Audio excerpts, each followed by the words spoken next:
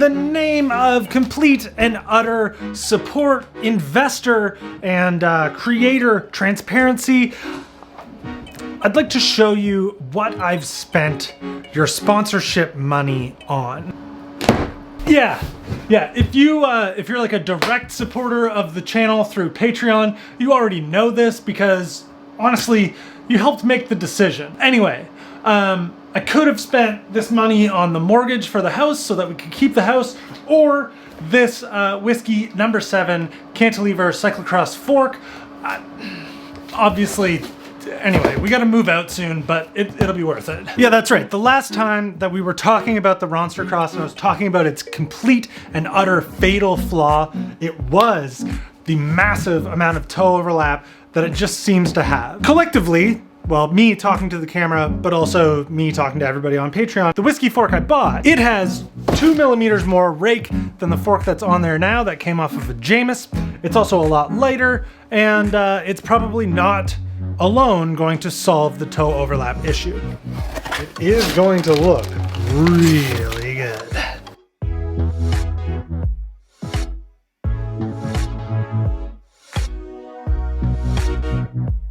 Yeah, that's right. So, Whisky No. 7 straight steer cantilever quick release fork. This is a dying breed of carbon fork that you can buy. I didn't want to miss out on the last one that I could find in stock, so I pulled the trigger with the money that you guys offered to me to support the channel. Everything you said they already knew, more or less. And well, yes, the added 2 millimeters of rake is going to be a benefit in the way of toe overlap, along with some other stuff that we're also going to do in this video. The most exciting part, I think, of this Whisky fork, the much stronger looking shoulders that the Whisky fork has. This looks incredibly weak in comparison to the burly shoulders that this Whisky fork has. I could sit here and talk about it all day. At this point, I want to put it on. Just throw it on.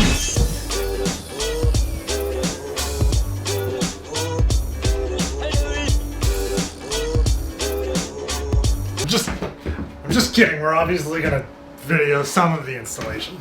If you're new here, did you make it this far in the video?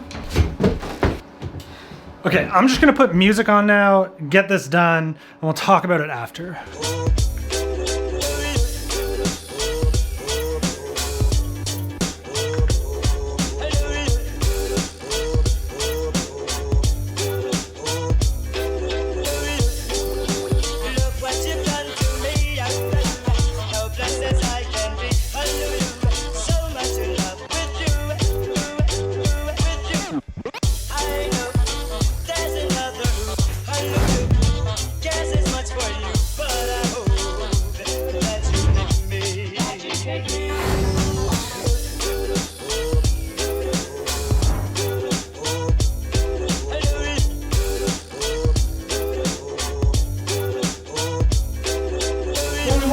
To find out if our mortgaged level price investment, well, see if it's actually done something in the way of fixing our toe overlap problem.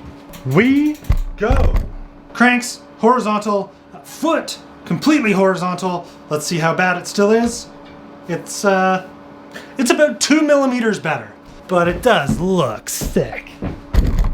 So we all knew, we knew even in the last video when I said I was gonna get that fork, that wasn't gonna do it on its own, and that going with these Shimano 105 cranks in a 165 millimeter length, shorter by 7.5 millimeters than the 172 millimeter SRAM cranks that are on there now, that is the next and probably should have been the first step. Now, in that last video, Melissa Nash, you asked which front derailleur are you gonna use on your new double crank set? And the answer is, I should have set this up beforehand. The answer is, I'm not. I got a wolf tooth narrow wide chainring and the appropriate bolts, and unfortunately I had to buy a Dura Ace level bottom bracket. Dura Ace. I don't think I'm gonna do this by hand. I think I'm gonna use my nice impact. This is the part where like most people would say don't use power tools on your stuff, but like they're doing it anyway. I wonder if these 105s are lighter than those S series cranks that are on there now. I assume they are. I don't know by how much. 40 tooth, wolf tooth drop stop. I'm a wolf tooth affiliate now. I have like affiliate links. I'll link to like their equipment. Do as I say, not as I do. You know, when I first got into bikes, I was coming from BMX. I was talking to my friend Graham, and I was like, I want to build something that's like a mix of like Campy, Shimano, SRAM, like all those companies. I just want to like spread the love completely. Graham's like, yeah, it doesn't work like that. You have to use like brands. And I was like, oh, that's a whole different world. I usually am able to just use whatever I want. Everything's compatible and interchangeable in BMX. This new world's gonna suck. And this is me coming back full circle.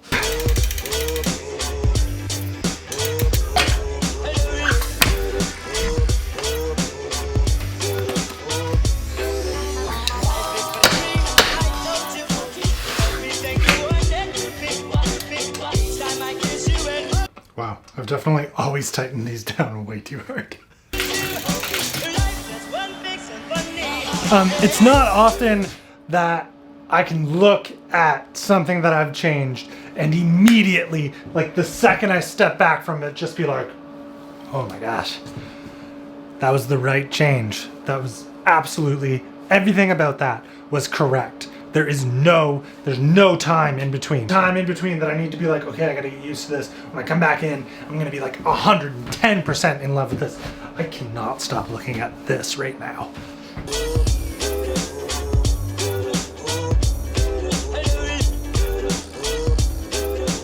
I even decided to clean it. Did it all come together to create a freely moving, front turning, lock to lock front wheel. No toe overlap. Dang it. Better, but not solved. It really sucks outside right now, so it's hard to go try it. I have to go at least turn around in the driveway. I'll be right back again. Okay, so real world, there is definite, tangible, noticeable improvement over what was on there before. Improved enough that I feel like if I stopped going out purposely trying to find spots where my toe will actually hit the front wheel and I just ride it normally without thinking about it so much, I would probably notice that it's like just about eliminated. And then I think for this thing, all good for riding. This has never looked better. I have never been so stoked and so excited about this bike in the time that it's been featured on this channel and that I've owned it, which is the same amount of time. From the Tan Wall Gravel Kings to the Ritchey Parts to this new Whisky fork, even the 105 cranks. Just remembering back to that vlog where I said, one of these days, the Rawstercross is gonna grow and it's gonna be upgraded and changed, modernized to a point that we're not even really going to recognize it anymore, and I hope that's okay. Here it is, literally living up to what I said in that vlog. I know I've said this before, but this thing just keeps getting better and better and better as the vlog continues to go on. And I completely and utterly have all of you who help sponsor the channel, who buy merch through the channel, who watch the channel every time I upload. I have you all to thank for the ability to be able to do this. Without your support, your sponsorship, however it is that you do it, I never would have been able to try. Like, yeah, I had the idea, but I never would have been able to feasibly try this fork, try this chainring on this crankset, get any of the support that I've gotten from brands that I've gotten. You know, we are definitely gonna go ride this. We're gonna talk about everything. We're gonna dive deep into it. That's not gonna be this video. I just kind of wanted to get it together now. I don't even think I'm gonna put a subscribe or else threat at the end of this video. I think I'm just gonna thank the subscriber base that I have now, the people who support the channel already. You know what? No one else needs to join for this video. I may have done the wrenching on this, but we built this bike. Us, not me. Thank you.